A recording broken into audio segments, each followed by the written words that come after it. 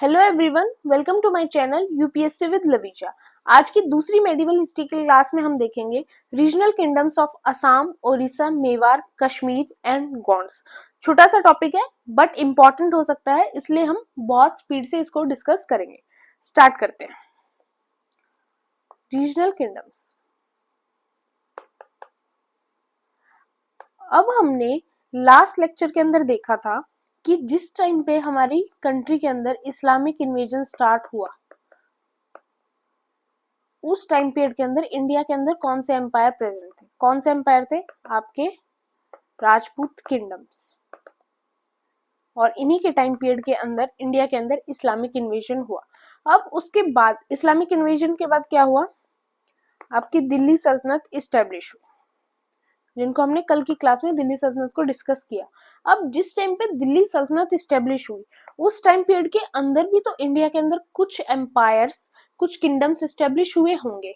आज हम उन किंगडम्स को डिस्कस करेंगे जो उस टाइम पर इस्टेब्लिश हुए, जिस टाइम पर दिल्ली सल्तनत का रूल चल रहा था।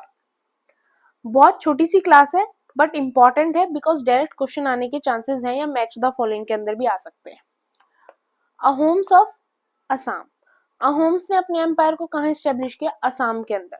और उस टाइम पीरियड के अंदर आपके जो असम का रीजन था वो बहुत बड़ा था, बिकॉज उस टाइम पे इतना डिसइंटीग्रेशन असम के एरिया के अंदर नहीं था जो आज के टाइम पे प्रेजेंट है। The history of Assam is the history of the confluence of the Tibeto Burman, Sino Tibetan, Indo Aryan and Austro Asiatic culture, as well as the confluence of people from the east, west and north. Ahoms basically क्या थे? वो एक मोंगलोइड tribe थे जो कहां से belong करते थे? प्रेजेंट डे म्यांमार और उस टाइम का नॉर्थ बुर्मा से बिलोंग करते थे। उन्होंने 13 सेंचुरी के अंदर एक बहुत पावरफुल किंगडम को उस एरिया के अंदर इस्टेब्लिश किया, और टाइम के साथ साथ वो भी हिंदू बन चुके थे। In fact the name Assam is drive from that. आज जो असम नाम हम यूज करते हैं उस एरिया के लिए, उस स्टेट के लिए, वो भी कहां से हमें मिला है? यहीं से हमें मिला है। They suppress the old political system of Bhuyans landlords. उन्होंने लैंडलॉर्ड्स का जो वहां पहले सिस्टम होता था उसको खत्म किया। And Ahom state was dependent on forced labour called paikas. Forced labour को क्या बोला जाता था? पाइकास बोला जाता था। ये भी हमें याद रखना है। And each village had to send a number of paikas by rotation. Rotation के साथ सभी विलेजेस से ऐसे फोर्स लेबर को सेंड किया जाता था। Almost all mail adult served in the Kings army during war. जितने मेल अडल्ट उस एरिया के अंदर प्रेजेंट थे, सब वॉर के टाइम के ऊपर किंग की आर्मी के अंदर ज्वाइन हो जाते थे। एंड ये क्या है? Buranjis the historical chronicle of Assam. Ahoms. Originally, Ahom worshipped their own tribal god, but by the 17th century, they adopted Hinduism, but they did not left their tribal culture fully. Ahom society was divided into खेल और clan. ये society, अब हमने क्या देखा यहाँ पर? 17th century की बात हो रही है। इससे हमें पता चलता है कि अहोम्स वहां पर इस्टेब्लिश हुए, उसके बाद वहां से उनका डिक्लाइन कभी नहीं हुआ। उन्होंने अपने आप को और कहीं पर एक्सपेंड भी नहीं किया और वहां से उनका डिक्लाइन भी नहीं हुआ। इवन जिस टाइम पीरियड के अंदर इंडिया के अंदर ब्रिटिशर्स आए, उस टाइम पे भी अहोम्स वहां पर प्रेजेंट थे, और अहोम्स का ब्रिटिशर्स के साथ भी काफी क्लैश हमें मॉडर्न हिस्ट्री के अंदर देखने को मिलता है। तो ये हो गई हमारी असम की स्टोरी कंप्लीट कि हाँ, इतने सालों तक वहां पर अहोम्स प्रेजेंट रहे। अब अगले आते हैं गोंड्स, जो आपका मध्य प्रदेश से थोड़ा सा नीचे का एरिया है। Gond lived in vast forest land mentioned as Gondwana. Akbarnama mention Gond kingdom in Garha Katanga. Akbarnama जो एक इम्पॉर्टेंट आपकी बुक है जिससे हमें अकबर के बारे में पता चलता है, उसके अंदर भी गोंड्स के बारे में मेंशन है। The kingdom was divided into ग्रह, चौरसी, यूनिट ऑफ 84 विलेज बिलो ग्रह, एंड फिर उसके बाद बहुत, डिवीजन ऑफ चौरसी इन 12 विलेज। तो ये वर्ड्स आपसे पूछे जा सकते हैं। एंड जो हम फेमस क्वीन कहते हैं दुर्गावती, वो भी इसी डायनेस्टी से बिलोंग करती थी।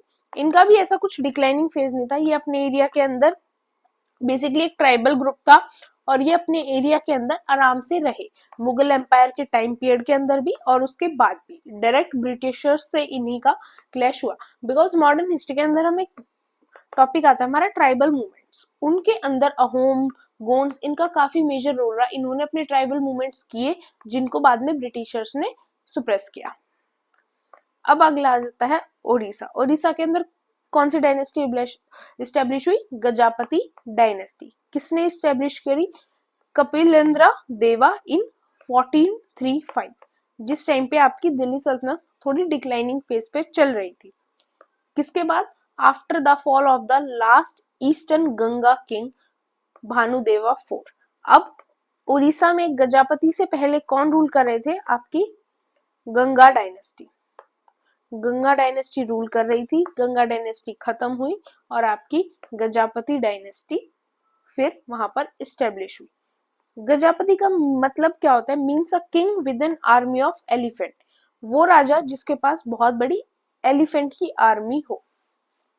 Narasimhadeva of this dynasty constructed Konark temple. Konark temple जो हमारी एक यूनेस्को की वर्ल्ड हेरिटेज साइट है, आर्किटेक्चर पर्सपेक्टिव से काफी इंपॉर्टेंट है। वो किसने स्टैब्लिश करवाया, किसने बनवाया वो temple?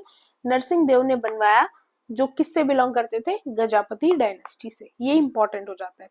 And in the middle of 15th century there was a rise of Gajapati rulers, they ruled Odisha until the end of Lodi period. इन्होंने कब तक वहां पर रूल किया? जब तक लोधी डायनेस्टी का एंड नहीं हुआ, जब तक, मतलब मुगल पीरियड की स्टार्टिंग से पहले 1526 के अंदर आपका मुगल पीरियड स्टार्ट हुआ, उससे पहले तक इन्होंने वहां पर नियर अबाउट 100 ईयर्स वहां पर रूल किया। और इनकी मेजर कंस्ट्रक्शन क्या रही? कोणार्क टेम्पल। नेक्स्ट आता है आपका मेवाड़ किंगडम और उदयपुर किंगडम, जिसको ओरिजिनली कहा जाता है Medpat, and over time the name Medpat become Mewar. Interestingly, the rulers of Mewar use the title Maharana, prime minister और custodian instead of the typical title Maharaja. वो महाराजा वर्ड की जगह महाराणा टाइटल को यूज करते थे। राणा कुंभा सबसे मोस्ट फेमस रूलर थे किसके? मेवाड़ किंगडम के, जो किस टाइम पीरियड के अंदर थे? 1433 टू 1468 एडी के टाइम पीरियड के अंदर। एंड उन्होंने काफी बुक्स भी लिखी, संगीत प्रिया, सुधा प्रबंध, रसिक प्रिया, कामराजा रतिसारा, ऐसी कुछ बुक्स भी उन्होंने लिखी। And Kumbha erected a victory tower Kirti Stambh at Chittor, a mark of victory of his conquest. He also consolidated the fortification of Chittor and constructed a road running through its 7 doors. तो ये कुछ इन्होंने आर्किटेक्चर के अंदर और कुछ चेंजमेंट इन्होंने की, कंस्ट्रक्शंस की कुछ चीजों की। And he was acclaimed as संगीत शिरोमणि and wrote an outstanding treatise on Indian music titled संगीत राज, as well as other works like संगीत मीमांसा, संगीत रत्नाकर एंड शुद्ध प्रबंध। ये कुछ टर्म्स हमें वैसे नॉर्मल लगती हैं, बट अगर कोई म्यूजिक की स्टडी करता है तो वहां पर इन टर्म्स का काफी मतलब होता है। When I was in 12th class, उस टाइम पे हमने भी म्यूजिक के अंदर इन वर्ड्स का मतलब देखा था, और काफी चीजें हैं जो म्यूजिक के अंदर काफी इंपॉर्टेंस रखती हैं। नेक्स्ट, कश्मीर किंगडम इन राज तरंगिणी। एक तो काफी इंपॉर्टेंट राइटिंग है, जिसको किसने लिखा था? राज तरंगिणी के अंदर है क्या? हिस्ट्री ऑफ कश्मीर है। किसने लिखा था? कल्हना ने लिखा था। काफी एग्जाम्स के अंदर इसको डायरेक्ट भी पूछा जाता है। And it is stated that the valley of Kashmir was formally a lake, कि जो वैली ऑफ कश्मीर है आज के टाइम पे, पहले वो क्या थी? एक लेक थी। Zainul Abidin was the greatest ruler of Kashmir, and उनको और क्या बोला जाता था? बदशाह, the great sultan, and as Akbar of Kashmir भी कहा जाता था, who was benevolent, liberal and an enlightened ruler. उन्होंने किस चीज के अंदर ज्यादा कंट्रीब्यूट किया? Agriculture development of Kashmir. उन्होंने कश्मीर के अंदर डैम्स बनवाए, कैनाल्स बनवाए, और उन्होंने एग्रीकल्चर रिकॉर्ड्स को भी बहुत अच्छी तरह मेंटेन रखा। और उन्होंने क्या किया? ही ऑल्सो कंस्ट्रक्टेड जाइनला उनका ही artificial island on the Wular lake के ऊपर उन्होंने एक आर्टिफिशियल आइलैंड का भी कंस्ट्रक्शन करवाया।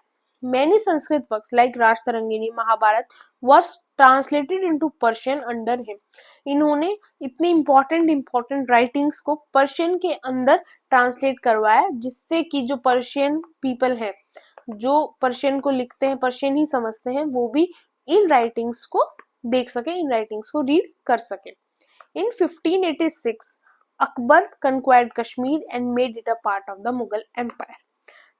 अकबर के कंक्वायर्ड करने से पहले कश्मीर किंगडम रहा, बाद में अकबर के अंडर कश्मीर आ गया, फिर कश्मीर क्या हुआ, मुगल एम्पायर के अंडर ही रहा, और फिर बाद में मुगल एम्पायर के अंडर रहा. उसके बाद हमने देखा है कि बाद में ये एक राजा के अंडर चला गया था, और उसके बाद लास्ट में इंडिपेंडेंस से पहले ये एक राजा के अंडर था. बट कश्मीर की पॉपुलेशन हमेशा से मुस्लिम ही रही, मुस्लिम डोमिनेटेड ही रही, और ब्रिटिशर्स ने भी बाद में कश्मीर को कंट्रोल करने के बारे में सोचा, और उन्होंने काफी लेवल तक कश्मीर वाले रीजन को कंट्रोल किया भी.